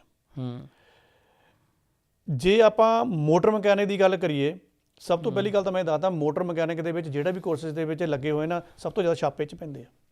ਓਕੇ, ਚੈੱਕ ਹੁੰਦੇ ਆ ਜਾ ਕੇ ਉੱਥੇ, ਪ੍ਰੈਕਟੀਕਲੀ ਚੈੱਕ ਹੁੰਦੇ, ਕਿਉਂਕਿ ਆਪਾਂ ਹੁੰਦੇ ਨਹੀਂ ਉੱਥੇ, ਅਸੀਂ ਤਾਂ ਪੈਸੇ ਦਿੰਦੇ ਹੁੰਦੇ ਆ, ਸਾਡੀ ਤਾਂ ਪੇ ਸਲਿੱਪਾਂ ਬਣ ਰਹੀਆਂ ਹੁੰਦੀਆਂ ਆ। ਸੋ ਜੇ ਤੁਸੀਂ ਸਟੂਡੈਂਟ ਵੀਜ਼ਾ ਤੁਹਾਡਾ ਚੱਲਦਾ ਪਿਆ ਆ ਔਰ GRP ਸਭ ਤੋਂ ਪਹਿਲਾਂ ਤਾਂ ਰੈਡੀ ਕਰਨੀ ਆ। ਜੇ ਤੁਸੀਂ ਮੋਟਰ ਮਕੈਨਿਕ ਦੇ ਵਿੱਚੋਂ ਤਾਂ ਤੁਸੀਂ ਇਸ ਮੋਟਰ ਮਕੈਨਿਕ, ਕਿਉਂਕਿ ਇਹਦੀ ਛਵੀ ਬਹੁਤ ਖਰਾਬ ਹੋ ਗਈ ਆ। ਹਾਂਜੀ, ਕਿਉਂਕਿ ਆਪਾਂ ਜਾਂਦੇ ਤਾਂ ਹੈ ਨਹੀਂ ਕਿ ਛਾਪੇ ਪੈਣ ਡਏ ਆ। ਜਲਦੀ ਤੋਂ ਜਲਦੀ ਤੁਸੀਂ ਇਹਨੂੰ ਡੀਜ਼ਲ ਮਕੈਨਿਕ ਦੇ ਵਿੱਚ ਕਨਵਰਟ ਕਰੋ। ਇੱਕ ਮੋਟਰ ਮਕੈਨਿਕ ਤੋਂ ਡੀਜ਼ਲ ਮਕੈਨਿਕ ਦੇ ਵਿੱਚ ਕਨਵਰਟ ਹੋਣਾ ਬਹੁਤ ਵੱਡੀ ਗੱਲ ਹੈ ਔਰ ਡੀਜ਼ਲ ਮਕੈਨਿਕ ਦਾ ਇੱਕ ਰੁਤਬਾ ਬਹੁਤ ਵੱਡਾ ਹੁੰਦਾ ਹੈ। ਫਿਰ ਉਸ ਤੋਂ ਬਾਅਦ ਤੁਸੀਂ PR ਪਾਓ ਮੋਟਰ ਮਕੈਨਿਕ ਦੇ ਵਿੱਚ, ਕਿਉਂਕਿ ਉਹ ਸਾਡਾ ਬੇਸ ਸੀਗਾ। PR ਉਹਦੇ ਥਰੂ ਲੈਣੀ ਮੰਗਣੀ ਆ, ਲੇਕਿਨ ਜਿਹੜੀ JRP ਆ, ਜੋਬ ਰੈਡੀ ਪ੍ਰੋਗਰਾਮ ਆ, ਉਹ ਮੋਟਰ ਮਕੈਨਿਕ 'ਚ ਨਹੀਂ ਕਰਨਾ ਹੈਗਾ, ਉਹ ਤੁਸੀਂ ਡੀਜ਼ਲ ਮਕੈਨਿਕ ਦੇ ਵਿੱਚ ਕਰਨਾ ਹੈ। ਲੈ ਤੁਹਾਡਾ ਵੀਜ਼ਾ ਰੁਕ ਨਹੀਂ ਸਕਦਾ, ਤੁਹਾਨੂੰ ਇਨਵੀਟੇਸ਼ਨ ਆਏਗੀ। PR ਦੇ ਮੌਕੇ ਮੈਂ ਨਹੀਂ ਕਹਿੰਦਾ 100% ਹੈ ਕਿ ਮੌਕੇ ਬਹੁਤ ਜ਼ਿਆਦਾ ਆ। ਤਾਂ ਇਹਦਾ ਵੀ ਸਟੂਡੈਂਟ ਖਿਆਲ ਕਰ ਸਕਦੇ ਆ। ਮਤਲਬ ਅੱਜ ਦੇ ਪ੍ਰੋਗਰਾਮ ਦੇ ਵਿੱਚ ਅਸੀਂ ਕਾਫੀ ਆਪਸ਼ਨ ਦੱਸਦੇ ਆ ਵੀ ਚਾਹੇ ਤੁਸੀਂ ਮਾਂ ਬਾਪ ਦੇ ਥਰੂ ਮਤਲਬ ਆਪਣੇ ਜਵਾਕ ਜੰਮ ਕੇ ਵੀ ਤੁਸੀਂ PR ਹੋ ਸਕਦੇ ਹੋ, 189 ਰਾਹੀਂ ਵੀ ਹੋ ਸਕਦੇ ਹੋ, 182 ਰਾਹੀਂ ਵੀ, 482 ਨਾਲ ਵੀ ਹੋ ਸਕਦੇ ਹੋ। ਥੈਂਕ ਯੂ ਸੋ ਮਚ ਭਾਈ ਕਿ ਵੀ ਤੁਸੀਂ ਇੰਨੀ ਜ਼ਿਆਦਾ ਸਾਨੂੰ ਇਸ ਬਾਰੇ ਨੌਲੇਜ ਦਿੱਤੀ ਕਿ ਵੀ ਚਾਹੇ ਉਹ ਸਟੂਡੈਂਟਸ ਦੇ ਬਾਰੇ ਹੋਵੇ, ਚਾਹੇ 482, ਚਾਹੇ 189, ਚਾਹੇ ਮਾਂ ਬਾਪ ਦੇ ਤਰੀਕੇ ਨਾਲ, ਚਾਹੇ ਤਸਮੈਨੀਆ ਜਾ ਕੇ। ਮਤਲਬ ਆਸਟ੍ਰੇਲੀਆ ਦੇ ਵਿੱਚ ਪੱਕੇ ਹੋਣ ਦੇ ਬਹੁਤ ਸਾਰੇ ਰਸਤੇ ਨੇ ਜੇ ਕਿਸੇ ਨੇ ਪੱਕਾ ਹੋਣਾ ਹੋਵੇ। ਅਤੇ ਮੈਂ ਇਹੀ ਉਮੀਦ ਵੀ ਕਰਦਾ ਕਿ ਆਡੀਅנਸ ਨੂੰ ਵੀ ਬਹੁਤ ਸਾਰੀ ਅੱਜ ਦੇ ਇਸ ਪ੍ਰੋਗਰਾਮ ਦੇ ਵਿੱਚੋਂ ਨੌਲੇਜ ਮਿਲੀ ਹੋਣੀ ਹੈ ਕਿ ਤੁਸੀਂ ਕਿਸ ਤਰੀਕੇ ਨਾਲ ਪੱਕੇ ਹੋ ਸਕਦੇ ਹੋ ਔਰ ਡਿਪੋਰਟੇਸ਼ਨ ਤੋਂ ਕਿੱਦਾਂ ਬਚ ਸਕਦੇ ਹੋ, ਅਤੇ ਏਅਰਪੋਰਟ 'ਤੇ ਕਿਹੜੀਆਂ ਚੀਜ਼ਾਂ ਦਾ ਤੁਸੀਂ ਖਾਸ ਧਿਆਨ ਰੱਖਣਾ ਹੈ। ਜਾਂਦੇ ਮੈਂ ਸੌਰੀ ਮੈਂ ਤੁਹਾਨੂੰ ਟੋਕ ਰਿਹਾ, ਇੱਕ ਹੋਰ ਚੀਜ਼ ਮੈਂ ਐਡ ਕਰ ਦੇਵਾਂ। ਹਾਂਜੀ, ਮੈਨੂੰ ਵੀ ਇਹ SMS ਕਈ ਵਾਰ ਮਿਲ ਜਾਂਦੇ ਕਿ ਇਹਦੇ ਬਾਰੇ ਦੱਸੋ। ਮੈਂ ਤਾਂ ਫਿਰ ਉਹਨੂੰ ਕਹਿੰਦਾ ਵੀ ਕਿਸੇ ਮਾਹਰ ਏਜੰਟ ਨੂੰ ਜਾ ਕੇ ਮਿਲੋ, ਵੀ ਮੈਂ ਤਾਂ ਪੱਤਰਕਾਰ ਹਾਂ। ਪਰ ਮੈਂ ਦੱਸ ਦਿੰਦਾ ਕਿਸੇ ਦੇ ਕੰਮ ਆਏਗਾ। ਜਿੱਦਾਂ ਆਪਾਂ ਲਾਸਟ ਵਿੱਚ ਹੁਣ ਗੱਲ ਕੀਤੀ ਸੀਗੀ GRP ਤੁਸੀਂ ਡੀਜ਼ਲ ਮਕੈਨਿਕ 'ਚ ਲੈ ਲਓ, ਲੇਕਿਨ PR ਆਪਣੀ ਮੋਟਰ ਮਕੈਨਿਕ 'ਚ ਰੱਖੋ। ਦੇਖੋ ਇੱਕ ਨਾ ਸਾਡੇ ਦਿਮਾਗਾਂ 'ਚ ਹਜੇ ਵੀ ਇੱਕ ਹੈਗਾ ਫੁਰਨਾ ਕਿ ਇੱਦਾਂ ਕਰਦੇ ਹਾਂ ਜੀ, ਮੈਂ ਜਿਹੜੀ GRP ਲੈਣੀ, ਜੋਬ ਰੈਡੀ ਪ੍ਰੋਗਰਾਮ ਲੈਣਾ ਆ, ਮੈਂ ਆਪਣੇ ਬਿਜ਼ਨਸ ਦੇ ਵਿੱਚ ਆਪਣੀ ਪਦਵੀ ਬਣਾ ਕੇ ਉਹਦੇ ਉੱਪਰ GRP ਲੈ ਲੈਣਾ। ਹਾਂਜੀ, ਸਾਰਿਆਂ ਨੂੰ ਲੱਗਦਾ ਕਿ ਇਹ ਬਹੁਤ ਵਧੀਆ ਸਕੀਮ ਆ। ਠੀਕ ਆ, ਇਹਨੂੰ ਆਪਾਂ ਕਹਿੰਦੇ ਹਾਂ ਸੈਲਫ ਇੰਪਲਾਇਡ, ਆਪਣੇ ਆਪ ਨੂੰ ਸੈਲਫ ਇੰਪਲਾਇਡ ਬਣਾ ਕੇ 482, 189 ਜਾਂ 186 ਪਾਉਣਾ ਆ। ਠੀਕ ਆ, ਇਹ ਬਹੁਤ ਰੇਅਰ ਜੋਬ ਆ ਜਿੱਥੇ ਇੱਦਾਂ ਸਕੀਮ ਚੱਲ ਜਾਂਦੀ ਆ। ਪਰ ਆਮ ਹਾਲਤਾਂ ਦੇ ਵਿੱਚ ਕੀ ਹੁੰਦਾ ਆ, ਜਿਹੜੀ ਤੁਹਾਡੀ ਇਹ ਆਪ ਹੀ ਸੈਲਫ ਇੰਪਲਾਇਡ ਹੋ ਕੇ ਆਪਣੇ ਬਿਜ਼ਨਸ ਦੇ ਵਿੱਚ ਤੁਸੀਂ ਜੋਬ ਰੈਡੀ ਪ੍ਰੋਗਰਾਮ ਪਾ ਰਹੇ ਆ, ਮੈਂ ਤਾਂ ਕਹੂੰਗਾ ਨਾ ਇੱਦਾਂ ਪਾਓ। ਪਰ ਜੇ ਤੁਸੀਂ ਪਾ ਰਹੇ ਆ, ਅਸੈਸਮੈਂਟ ਤਾਂ ਹੋ ਜਾਊਗੀ ਤੁਹਾਡੀ, ਇਹ ਮੈਂ ਸ਼ਰਤੀਆ ਕਹਿ ਦਿੰਦਾ ਆ। ਪਰ PR ਦੀ ਫਾਈਲ ਪਾਉਣ 'ਤੇ ਤੁਹਾਡਾ ਪੰਗਾ ਪੈ ਜਾਣਾ। PR ਦੀ ਫਾਈਲ ਪਾਉਣ 'ਤੇ ਪੰਗਾ ਕਿਵੇਂ ਪੈ ਜਾਣਾ? ਕਿਉਂਕਿ ਐਂਡ ਦਾ ਸਟੈਪ ਉੱਥੇ ਤੁਸੀਂ ਮਾਰ ਖਾ ਜਾਣੀ ਆ। ਵੀਜ਼ਾ ਆਫਿਸਰ ਨੇ ਇਹ ਸੋਚਣਾ ਆ ਵੀ ਕੰਪਨੀ ਵੀ ਤੇਰੀ ਹੋਈ ਪੋਸਟ ਬਣਾਈ ਹੋਈ ਆ, ਤੂੰ ਹੀ ਕੰਮ ਕਰਦਾ, ਆਪਣੇ ਆਪ ਨੂੰ ਸਪੋਂਸਰ ਕਰ ਰਿਹਾ ਆ। ਗੱਲ ਫਿਰ ਨਾ ਉਹ ਟਿਕਦੀ ਨਹੀਂ ਹੈਗੀ ਵੀਜ਼ਾ ਆਫਿਸਰ ਦੇ ਦਿਮਾਗ 'ਚ, ਵੀ ਕੁਛ ਉਹਨੂੰ ਲੱਗਣਾ ਵੀ ਲੋਚਾ ਆ। ਸੋ ਸੈਲਫ ਇੰਪਲਾਇਡ ਹੋ ਕੇ ਆਪਣਾ GRP ਪ੍ਰੋਗਰਾਮ ਉਹਦੇ ਵਿੱਚ ਨਾ ਕਰੋ, ਕਿਸੇ ਹੋਰ ਜਗ੍ਹਾ ਕਰੋ ਔਰ ਆਪਣੇ ਪ੍ਰੋਫੈਸ਼ਨ 'ਚ ਰਹੋ। So thank you so much ਭਾਈ। ਬਾਕੀ ਮੈਂ ਆਡੀਅנס ਨੂੰ ਦੱਸ ਹੀ ਚੁੱਕਿਆ ਹਾਂ ਕਿ ਵੀ ਤੁਹਾਨੂੰ ਵੀ ਪਤਾ ਹੀ ਹੈ ਕਿ ਇਸ ਪ੍ਰੋਗਰਾਮ ਦੇ ਵਿੱਚ ਕਿਸ ਤਰੀਕੇ ਦੀਆਂ ਗੱਲਾਂ ਹੋਈਆਂ ਨੇ, ਅਤੇ ਉਮੀਦ ਕਰਦੇ ਹਾਂ ਕਿ ਤੁਸੀਂ ਇਸ ਪ੍ਰੋਗਰਾਮ ਤੋਂ ਬਹੁਤ ਸਾਰੀ ਨੌਲੇਜ ਲਿੱਤੀ ਹੋਏਗੀ। ਅਤੇ ਭਾਜੀ ਤੁਹਾਡਾ ਬਹੁਤ ਬਹੁਤ ਸ਼ੁਕਰੀਆ ਕਿ ਤੁਸੀਂ ਸਾਡੇ ਪ੍ਰੋਗਰਾਮ ਦੇ ਵਿੱਚ ਆਏ। ਇੰਡੋਸ ਪੋਡਕਾਸਟ ਦੇ ਥਰੂ ਤੁਸੀਂ ਜਿਹੜੀਆਂ ਗੱਲਾਂ ਨੋਰਮਲੀ ਇਹ ਸਾਰੀ ਚੀਜ਼ ਜਿਹੜੀ ਆਪਾਂ ਟਾਕ ਕੀਤੀ ਹੈ, ਮੈਨੂੰ ਲੱਗਦਾ ਤੁਸੀਂ ਕਿਸੇ ਏਜੰਟ ਦੀ $100 ਦੀ ਕਿਸੇ ਅਪੋਇੰਟਮੈਂਟ ਲੈਂਦੇ ਹੋ, ਫਿਰ ਜਾ ਕੇ ਤੁਹਾਨੂੰ ਇਹ ਸਾਰੀ ਗੱਲਾਂ ਬਾਰੇ ਪਤਾ ਲੱਗਦਾ ਹੈ ਕਿ ਵੀ ਚਲੋ ਇਹ ਵੀ ਇਸ ਤਰੀਕੇ ਦੀ ਦੁਨੀਆ ਹੈਗੀ ਆ। ਅਤੇ ਥੈਂਕ ਯੂ, ਤੁਸੀਂ ਟਾਈਮ ਦਿੱਤਾ। ਬਾਕੀ ਉਮੀਦ ਕਰਦੇ ਹਾਂ ਕਿ ਤੁਸੀਂ ਵੀ ਆਡੀਅנס ਨੇ ਵੀ ਸਾਡੀ ਇਸ ਟਾਕ ਦਾ ਫਾਇਦਾ ਲਿੱਤਾ ਹੋਵੇਗਾ। ਅਤੇ ਅਗਲੇ ਪ੍ਰੋਗਰਾਮ, ਅਗਲੇ ਇੰਡੋਸ ਪੋਡਕਾਸਟ ਦੇ ਵਿੱਚ ਮਿਲਦੇ ਹਾਂ ਇੱਕ ਨਵੇਂ ਟੌਪਿਕ ਦੇ ਨਾਲ। ਤਦ ਤੱਕ ਲਈ ਧੰਨਵਾਦ, ਸਤਿ ਸ਼੍ਰੀ ਅਕਾਲ। ਸ਼ੁਕਰੀਆ ਜੀ।